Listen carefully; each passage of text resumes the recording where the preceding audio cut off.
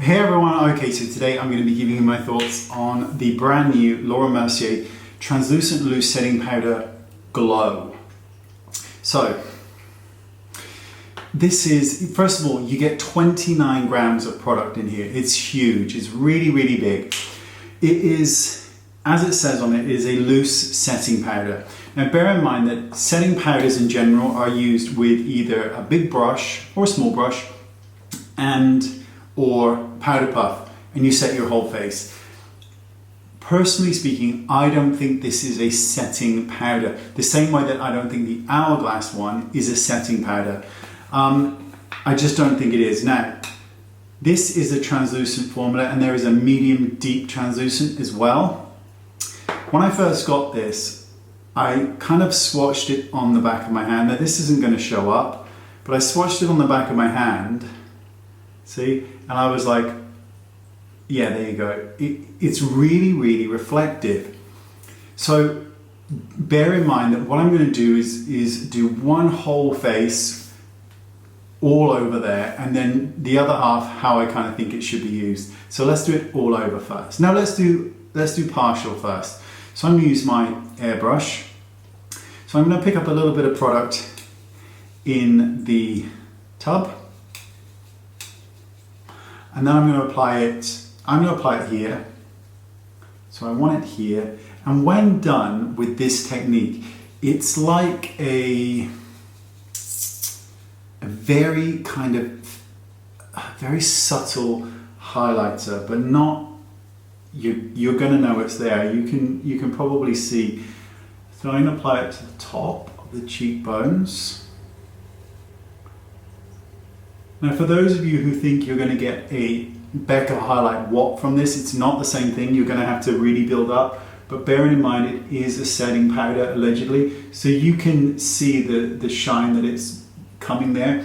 And also something to point out, applying highlighter here on me, right, exactly like that, is not very flattering, because this part here is like a bag. It's a bit of a loose sort of baggy skin here.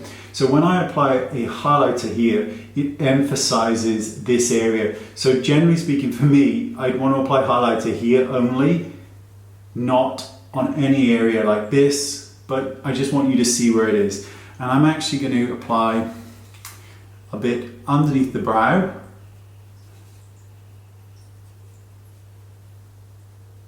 And just to show you, see if it works, a little bit on the bridge of the, so you can see that instantly, right?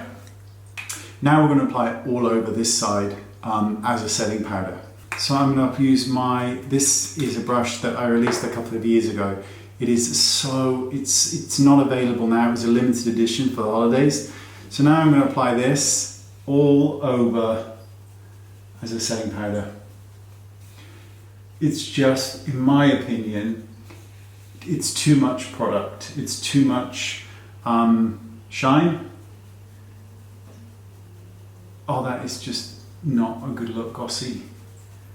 So you probably can't see it the same way that I can because it's dispersed, but there's a lot of shine all over, and it's not, I don't think, very flattering. Generally speaking, this is an absolutely outstanding product because you get a huge amount of money, a product for your money, which is marvelous. The one thing that I would suggest, or that I think, is if you have, this is the translucent, if you have very, very pale skin, this has a gold reflect, and gold doesn't look very nice, in my opinion, on very pale skin. Silver, eggshell, not even eggshell, silver tends to look much more beautiful and more natural than gold. But that's all I'm going to say on the subject. It's totally up to you. I think this is great. I'm so pleased I bought it. I would never use it as an all-over setting powder because there's too much shine for my liking. But used strategically on the areas that you want, this gives a really beautiful effect to the skin. But just remember, because this is a really, and I'm going to say it again, it's a really good strong point. Anything that you don't like is going to show up when you highlight it, so you do need to bear that in mind. But otherwise, It's bloody marvellous. So I'll put the links in the description bar. Absolutely bloody marvellous. That's what I think. See you next time. Bye-bye.